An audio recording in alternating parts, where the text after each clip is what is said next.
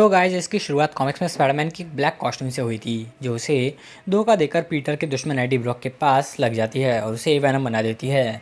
1988 में amazing Spiderman के issue 300 के बाद वेनम की पॉपुलैरिटी को देखते हुए ये कुछ टाइम की बात थी कि मार्वल इस कॉन्सेप्ट को और आगे ले जाता है, और उसको देखते हुए मार्वल ने 90s में पहले विलन सिम्बियोट कार्नेज को लॉन्च कर दिया। कार्नेज और क्लोटस कसाडी को उसकी पहली अपीयरेंस 1992 में अमेजिंग स्पाइडरमैन के इशू 360 से मिली थी। सिम्बियोट का ये वर्जन ज़्यादा खतरनाक और ज़्यादा मतलबी था। धीरे धीरे ये कार्नेज और ख़तरनाक होता गया, जिसे हराने में एवेंजर्स को भी अच्छी खासी परेशानी हो गई थी। लेकिन अब वुडी हार्लेसन का कैरेक्टर क्लोटस कसाडी इसे लाइव एक्शन में बड़े पर्दे पर ले आया है। स्पाइडरमैन के लिए कार्नेज बैटमैन के लिए जोकर जैसा है।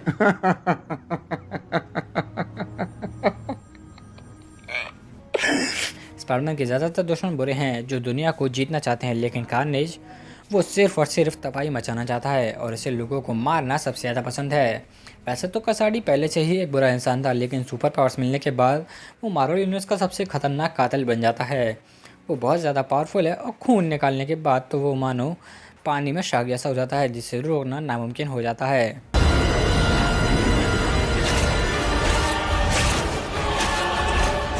अब कार्नेज की यही चीज़ है जिसके लिए वेनम और स्पाइडरमैन अपने डिफरेंसेस को साइड में रखकर एक साथ आ जाते हैं और उसे रोकने में लग जाते हैं।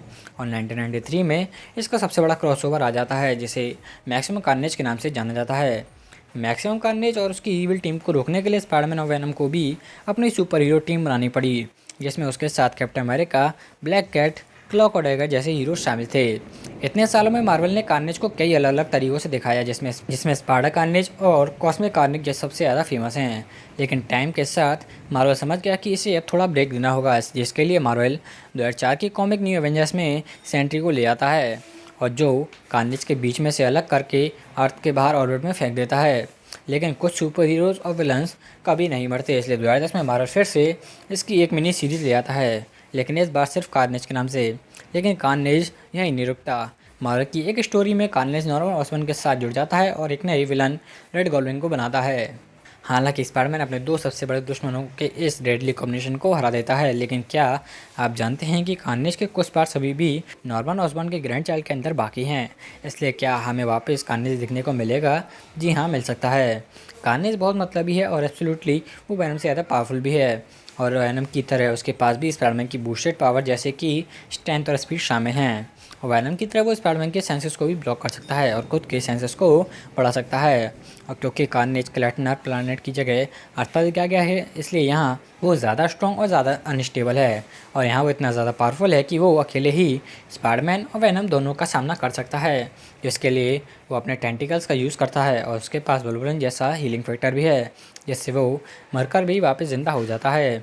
लेकिन बाकी सुपर हीरोज़ और विलन्स की तरह इसकी भी कुछ कमजोरियां हैं।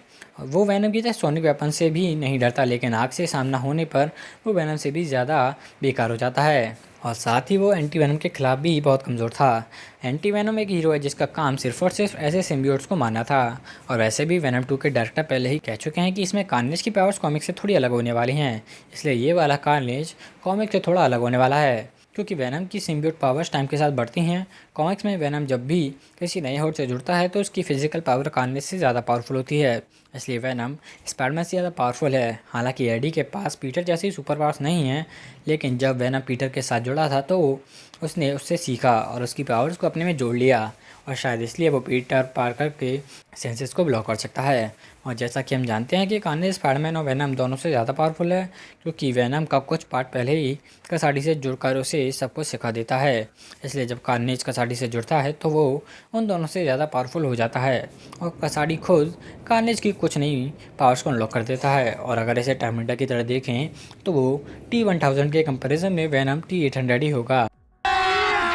अभी मजा आएगा ना भिड़ो, पेलीची नागिन निकाली, मुन्ना बटोड़ा लगला, पेलीची नागिन निकाली। सो गाइस, आज की वीडियो में बस इतना ही। अगर आपको मेरी वीडियो पसंद आई तो इसे लाइक और चैनल को सब्सक्राइब और इसे शेयर करना ना भूलें। और गाइस, हम सभी में है मूवी वाली चुल।